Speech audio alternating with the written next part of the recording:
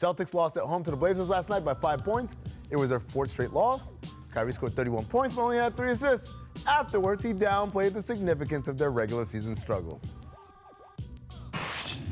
Yeah, you can't worry about the standings now. It's too late in the season. I mean, you know, obviously the 4 or 5 spot, but you know, it's pretty 1-2 is pretty much locked up. 1, 2, 3. So yeah, just play to as long as we get there. I mean, I can't wait for this. All this other BS about regular season and keep getting better and talking over and over and over and again about what we can do to keep getting better in the regular season. I just want to be at the highest level playing. I mean, that's what I'm here for.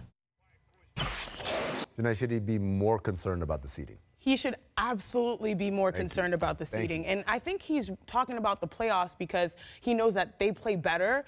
And the #1 thing with big games and the Celtics and the playoffs is that they finally are on the same page. Like, everyone, #1, cares about winning instead of their personal performances. The reason why these Celtics should be caring about the seeding is right now they're in the 5th position. They will not be playing at home. Home is going to help them. And the craziest thing about the Celtics team is that, and it's extremely frustrating because statistically, they're top 10 in offense, top 10 in defense, clutch time as a team, they're #1 in the league. So that shows you that all of their issues are in the locker room, behind closed doors, rotation, chemistry, cohesion. But if you're a Celtics fan and you're shook, guess what? Those things can be fixed quick. All you need is like a come to Jesus meeting, right? And the time is now. The East is an arms race, and this is the perfect time. They haven't won since All-Star break. Look, you have to right the wrongs. I covered the Celtics for 2 years when they won a title. That's one of the hardest places to play in the NBA, and people don't talk about it enough. They got the greatest trash talkers in the league. Facts. They mess with the other team big time. Remember when they threw rocks at the Lakers bus? Yeah. So it's cool for Kyrie to not be concerned about the seeding because he's been through everything. But most of their team is young, man. They haven't gone through these things before.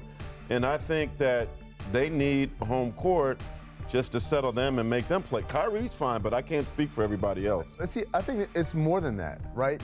If you are 1, 2, 3 in the East, you're going to get a decent, like, okay, nice appetizer. 4 or 5, I can't tell you. That's a tough road. Whoever 4 and 5 end up being, I can't tell you who's going to win. Precisely. So to me, that's the big thing here. It's not just about, hey, it doesn't matter if we're at home or on the road. It's, I want to get out of the possibility of losing in the first round. The Celtics lose in the first round. Going on the road from the beginning, you know, like, for example, if the Warriors get #1 seed, right, they're not leaving California probably unless San Antonio ends up 8. Right. I mean, if they play SAC, they're taking the bus, I was told. Right. No, they're not. No, they will. It's quick. Yeah. Traffic? But for Boston, man, like to have to go on the road from the beginning, and who would they play today? It's Philly today. And you know what's crazy? The Pacers. I guess they could bust that too. Pacers, like, you're looking at a Victor Oladipo-less Pacers team currently sitting at 3. And we're talking about the team that was supposed to be 1. Right. I mean, shout out to Nate McMillan for doing a great job. They don't have the mentality right now to go get through that hurdle, I don't think. Today, I want to ask you a question, though. Have you ever dealt with a teammate, whether it was a vet or like the town or whatever, who was condescending to the locker room? Oh, yeah. How did you handle it? Now, the difference is that... Why you this guy's on fire today. Right? You know, I feel like I've dealt with teammates. And all-star, she could say it. But #1, my teammate wanted to win. So I will deal, I will tolerate, I don't care what she says to the media, I will tolerate. It was not my big sister, okay? I do not play with my big sister. But in college? I can tolerate, you're right, and you're right, she came from my neck in college. I can tolerate any kind of behavior if that person 100% is committed to winning and plays hard at both ends.